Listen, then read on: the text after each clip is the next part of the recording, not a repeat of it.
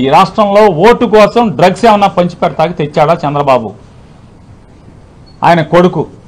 ఒక్కసారి లోతుగా దీన్ని విచారణ చేయించి త్వరితగతిన దీన్ని అరకట్టండి.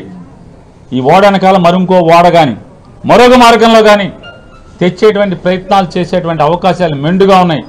ఎందుకంటే ఇతను తిరిగేదంతా చేసిన సావాసాలన్నీ కూడా దొంగలతోనే. 5 ఏళ్ళు ముఖ్యమంత్రిగా ఉన్నప్పుడు ఇట్లాగే సింగపూర్ నుంచి ఒక దొంగను తెచ్చి మొత్తం రాత మర్యాదలు చేసి ప్రభుత్వాన్ని అప్పజెప్పేశాడు. కొత్త అల్లుడిలాగా మర్యాదలు చేసేవాడు అతన్ని అడ్డం పెట్టి. ఇవాళ అదే సింగపూర్ మంత్రి జైల్లో ఉన్నాడు. పాపాలు చేశాడు, దోచాడు సింగపూర్ని చెప్పని, తప్పుడు వ్యాపారాలు చేశాడని చెప్పని, లంచాలు తీసుకున్నాడని చెప్పని. కాబట్టి ప్రపంచవ్యాప్తంగా చంద్రబాబు నాయుడు ఎప్పుడు అధికారంలో ఉన్నా ప్రపంచంలో ఏదో ఒక దేశంలో తప్పుడుతనంతో, దొంగతనాలతో, అవినీతి పరులతో, మాఫియా వ్యక్తులతో అంటగాగినటువంటి ఉదాహరణలు కోకొల్లలుగా ఉన్నాయి.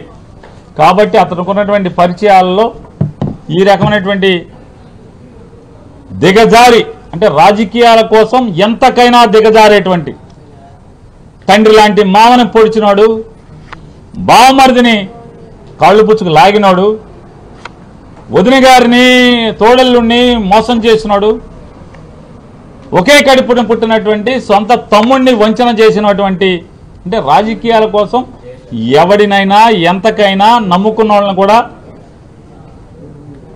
ఏ రకంగా దిగజార్చి ప్రవర్తిస్తాడో మనకు ఉదాహరణలు ఉన్నాయి. కాబట్టి ఖచ్చితంగా దీని మీద లోతైన విచారణ చేయాలి.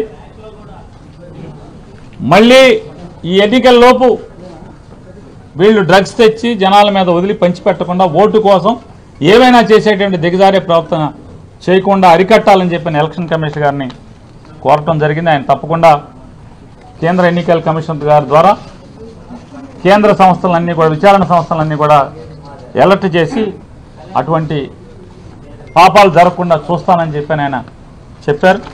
అలాగే నిన్న రాత్రి ఈ విషం చిమ్మే కార్యక్రమం తన సొంత ట్విట్టర్ అకౌంట్లో చంద్రబాబు నాయుడు గారు ఏ రకంగా విషం చిమ్మాడో దీన్ని కూడా కాపీ ఆయనకి ఇవ్వటం జరిగింది.